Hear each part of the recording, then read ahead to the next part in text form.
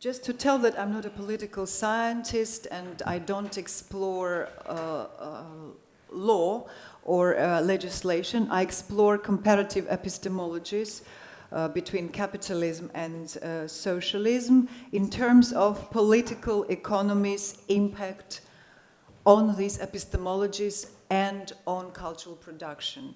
So what was interesting for me in thinking of post-socialist condition was to somehow find the infrastructural logic of this transition, because to my mind, what happened in contemporary catastrophe, which we are confronting today, is the inability to really commit this transition to capitalism, from socialist economy to capitalist economy. Therefore, bear with me, and I start. My incentive to explore the political-economic divergences between autocracy and democracy stems from continuous efforts among progressive political thinkers to claim that contemporary Western democracy is not so different from post-socialist Southern or Eastern autocracies, that it makes no sense to rely on formalizations of democracy when certain autocratic states might apply the democratically positioned constitution too. And indeed, don't the Western democracies also happen to evade international law or reduce social liberty to the capitalist market economy? In other words, the skeptics see no systemic difference between contemporary autocracies and democracies, whereas I argue that when the usurpation of power by autocratic governments continues to abide with the democratic law or constitution, this is because in the conditions of autocracy, authority sneaks informal falsification as the proper law.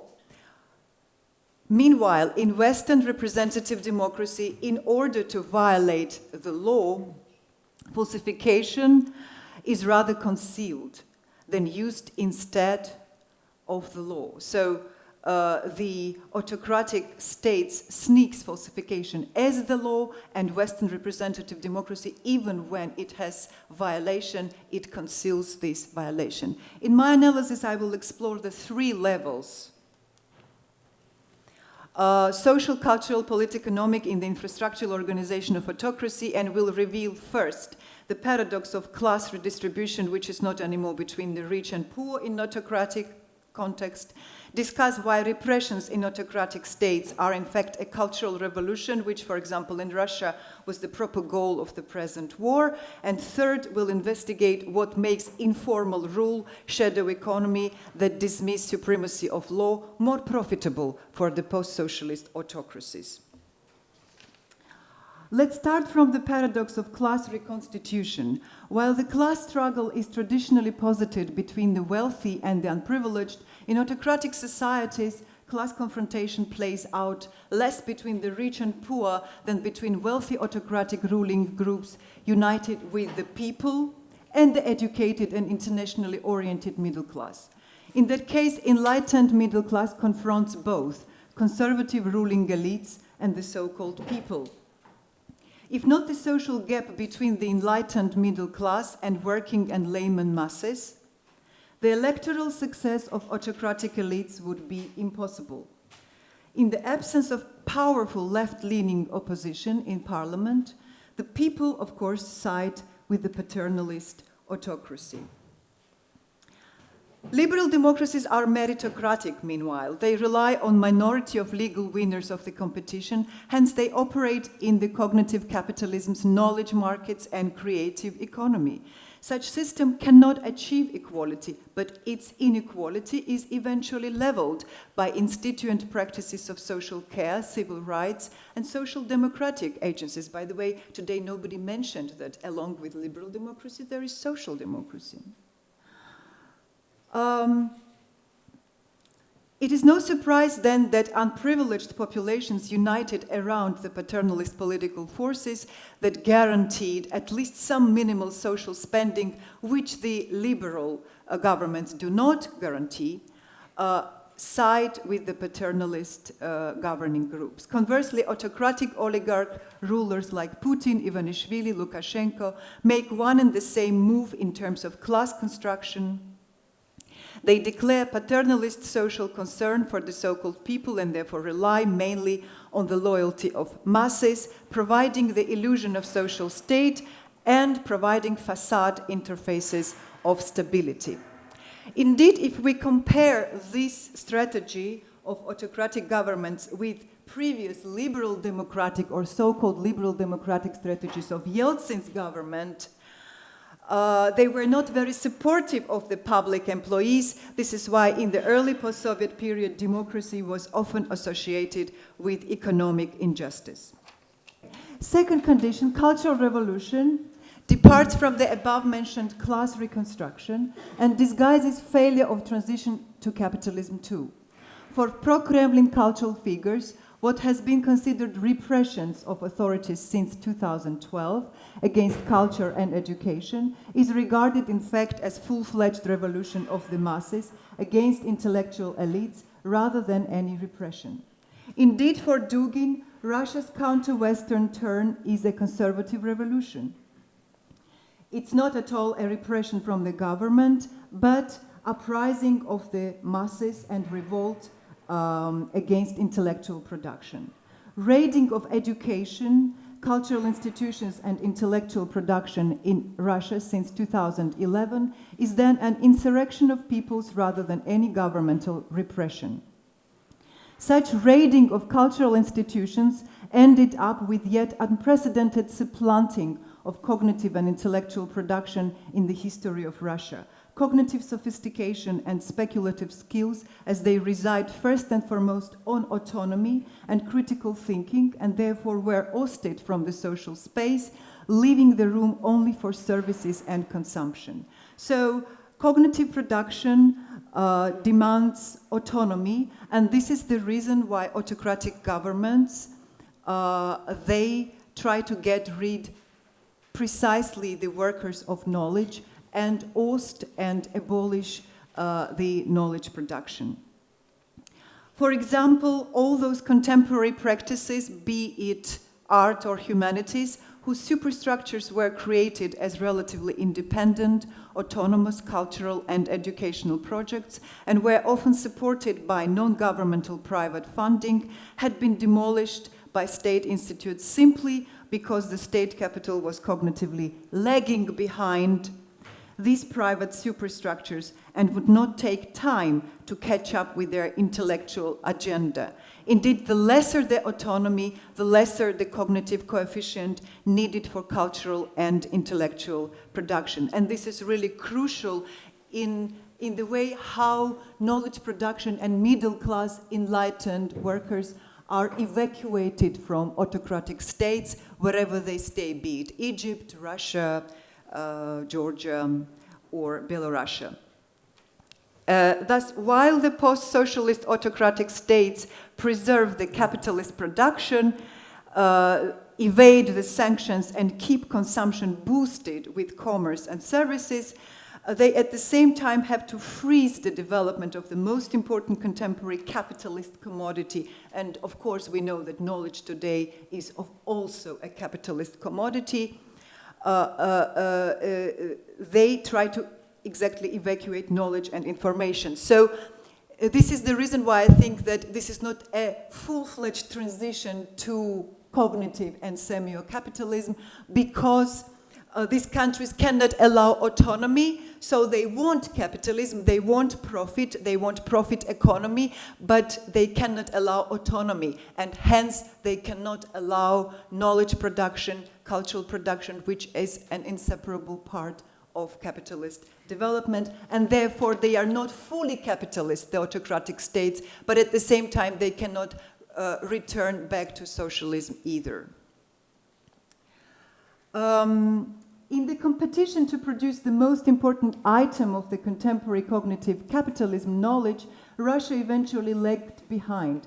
This is not because there were no agents of knowledge production, rather because knowledge production did not end up in a proper institutionalization. As the result, Russia inevitably had to find itself on the lower position in the global competition of cognitive markets and thereby deal with inability to dictate its conditions in global capitalist production.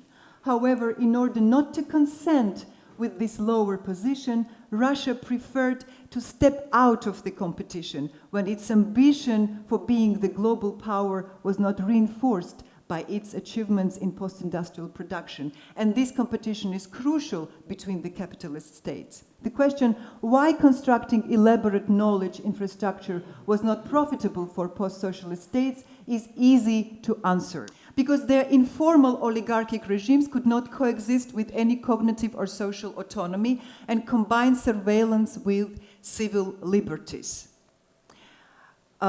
Just as an example, why is it that the autocratic or patriarchal systems cannot adapt to the representation of gender, LGBTQ, or generally body exposures? Are they indeed so dangerous for their authority? Of course not. The reason is the following. This is because the governing system of post-disciplinary democracy is able to function in ambivalence between surveillance and liberties, including pathologies and enjoyments. In this flexible system, as Foucault and Judith Butler show, regulation and permissivity are combined. And the opening of Paris Olympic Games is a beautiful example of that. Meanwhile, the autocratic system does not so much prohibit sexuality or gender representation itself, rather, it cannot adapt this ambivalent managing system. It cannot adapt to it, because the system incorporates both surveillance and its critique when it endeavors to undermine the system. So democratic systematicity is able to integrate self-critique and even upgrade its systemic capacities due to such manageable underminings. Thus, the present war is in fact the necessary remedy to ultimately eradicate the practices and institutes which had an ambition of intellectual autonomy in their production. Hence, desertion of the workers of knowledge and of culture in Belarus, Georgia, Egypt, as I mentioned. In case of post-socialist autocracies, we see the following conundrum. Once socialism has been dismissed, the goal of transition to capitalism presupposes, and this is the point in my book, presupposes advancement of productive forces and technologies. However, what took place in post-socialist countries was instead the sophistication of resource economy, instead of development of productive forces and technologies, whereas the knowledge is precisely this developed productive force in capitalist production. Socialist states could keep their position in global competition for power due to their developed relations of production, and therefore Soviet Union did not have to compete with capitalism. It could somehow insist that it's a humanitarian state. It has perfect ethics, and this ethics is about developed relations of production. So for Soviet Union, development of productive forces was not so crucial, and it was not competing with capitalist states on the grounds of competing in productive forces. But once Soviet Union stopped to be a socialist collaboration of states, and it became capitalist state, it now had to present on the capitalist market an advanced productive force, an advanced commodity, which it failed to produce. Now, post-socialist states had to step into the competition to demonstrate capitalist excellence, advanced productive forces. But in such competition, Russia could only operate as a regular nation state. It could not be a hemispheric power, which defines ethics, which defines ideology. It had to become only one among many others, and not at all gamer defining the global politics. However, in case the competition with cognitive capitalist West is impossible or unsuccessful altogether, and I believe the present capitalist competition has been a cognitive cultural competition, and in case of Russia's voluntary shift from second world to the third world, and I think this is what happened, voluntarily, the symbolic capital can be gained otherwise for Russia, not through developing cognitive capital, but through mimicking the anti-colonial critique of the West together with Global South. In that position of anti-colonial speaker against Western domination, Russia can paradoxically do both, speak against the Western hegemony and preserve its own imperialist ambitions towards post-socialist countries. My last part is shadow economy. So the present war is in certain sense a designing component for the project of Russia's ultimate secession from the first and second worlds and a voluntary move towards the third world.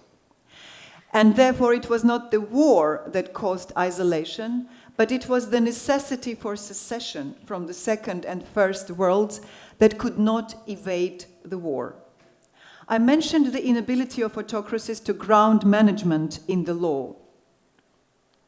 In case of post-socialist states, such inability is due to being stuck between two impossibilities. It is impossible to reverse back to socialist political economy in which one did not have the need to compete with capitalism's advanced agents, as I mentioned. Another impossibility was that the project of full-fledged capitalist economy reinforced by law has not been realized, leaving crucial sections of economy and social management in the informal shadow zone. We are observing this informalization of economy elsewhere, in Georgia, in Russia, in Belarus, and elsewhere.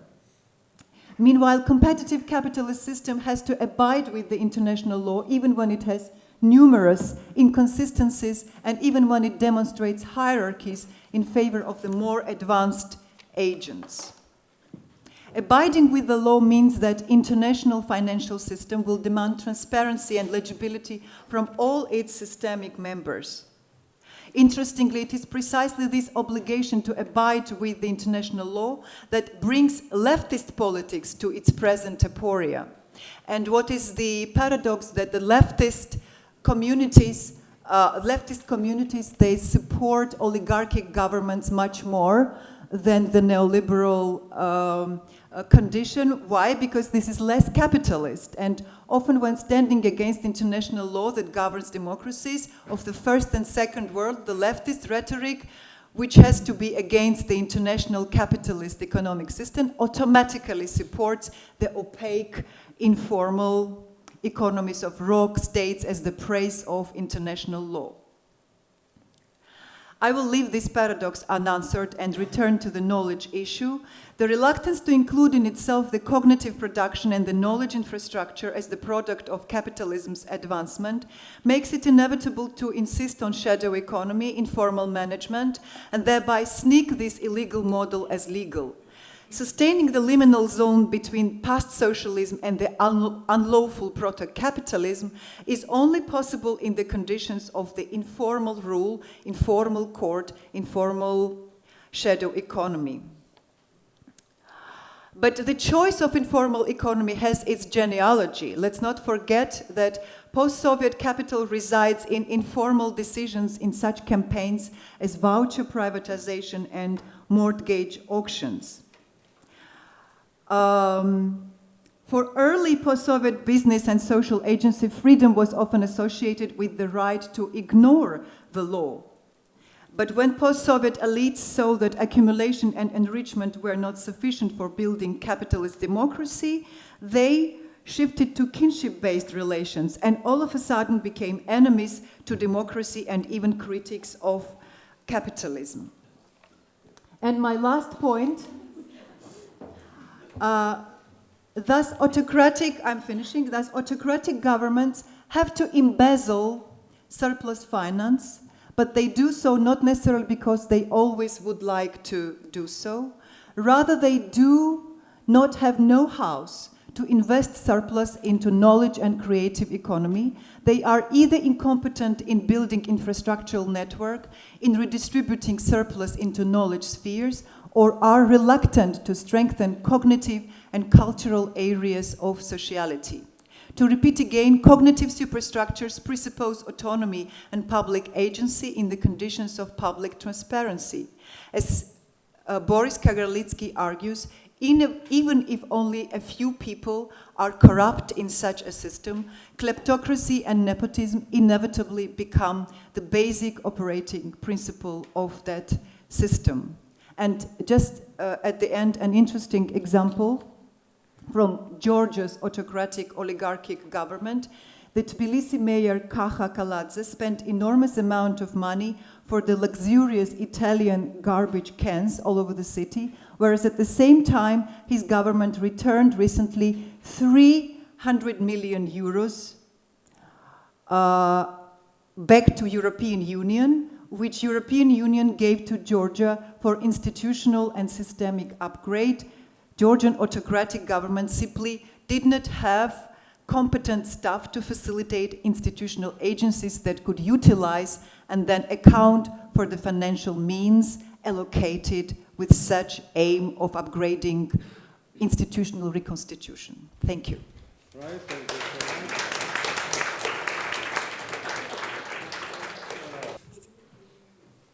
Thank you. Thank you very much. I have one question and a comment. I would start with my question. You were talking about the dichotomy between, or rather an alliance between the ruling class, the political elite, the bourgeoisie, and the people against the middle class. And I was remembering the concept of Bonapartism of Marx, where he kind of observes a new form of authoritarian rule based on a similar alliance between the bourgeoisie or the ruling class and the suppressed, the lumpen proletariat. Well, he talks about bohemian, lumpen bohemian, yeah. Mm-hmm. Right, but according to Marx, this doesn't change capitalist rule, and it doesn't really dissolve the class conflict.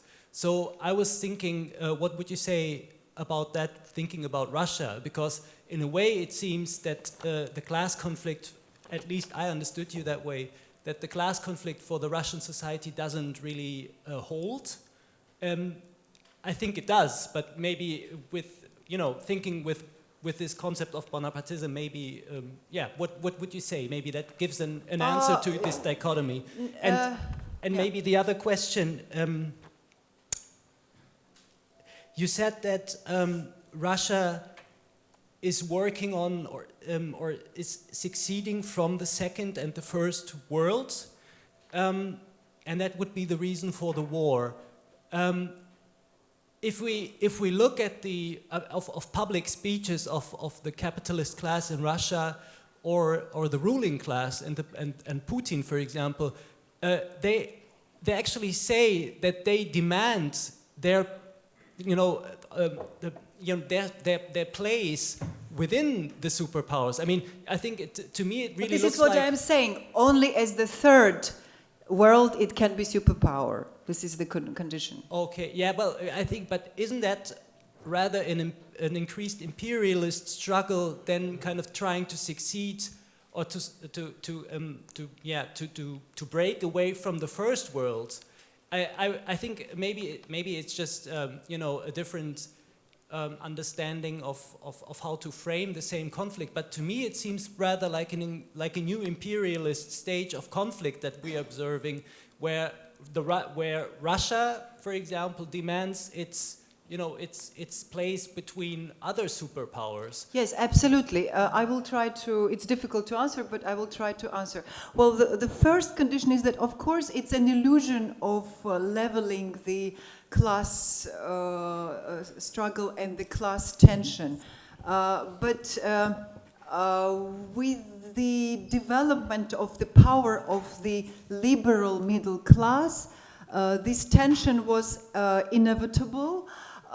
Because with the return to the conservative beliefs with which the liberal class would never agree, it was impossible that those who had power had to do something with these knowledge producers. So these are actually people who are in the avant-garde of production. And who has the power? People who produce ideas, people who are the cognitive subjects, people who produce art, culture, technology, education. Where do they have power? Sorry? Where is the state where they have power, these people? They do not have power because that's the yes, point. this power was forbidden to them. So this is the reason why I say that it's cultural revolution. It's expulsion of the class which would have certain power, because precisely this class, when there was the distribution, the parliamentary distribution in authority, they had the idea that they could co-opt with the military, they could co-opt with the conservative forces, and they even collaborated with Putin. But as we see nowadays, even despite its contribution and co-option with Putin, this co-option didn't work. And so we had discussion that probably this is the condition of the civil war, that the war is the sequence to the necessity to produce the expulsion of this class. Well, this is a tentative idea. And second is the third world. I mean, precisely to, it's a paradox, but precisely to preserve the power globally, it was important to shift down and not to manifest one's incapacity to compete in cognitive markets. And as long as Russia cannot compete on capitalist cognitive markets, it can compete again with ethical idea being with the third world. And therefore, only in this way it can have the power. Who is the third world these days? Is China the third world? So it's rather the first world, which you have to recount. No, it's a rhetorical competition, of course, against the West. Yeah, I understand. Andrea? Thanks so much for your talk. I had a comment and then a question. My first comment was what you said about Alexander Dugin as being symptomatic of the masses' rejection of Western elitist, intellectualism and so on and so forth. I thought that was a little ironic because, as I'm sure you know, actually Dugin really openly embraces and advocates for post-structuralism. Just as Foucault and Derrida scathingly rejected the universalism, of Western epistemologies, narratives. Dugin also scathingly rejects the universalism of Western universalist narratives. Of course, he's using it for to support his religious conservatism. Anyways, and then I have a question, which is probably a very naive, dumb question, but I'm just curious. It's also it goes back to what this gentleman asked about this alignment of the ruling class, with the masses. Is there any? You presented it as something very, very static, very black and white, and that each class stays in its place. Is there any permeability? Is there ever any skepticism on the part of the masses when they see the ruling class, purporting? Of course there is. Of course there is. This is very tentative and this is very schematic. I think that the reality is much more blurred. But probably you remember Dugin's previous stages when he was really a fan of post-structuralism. What he nowadays advocates for is so much explicitly counter-Western in all senses that probably we really observe an obsessive an obsessive ideology of isolation and self-isolation.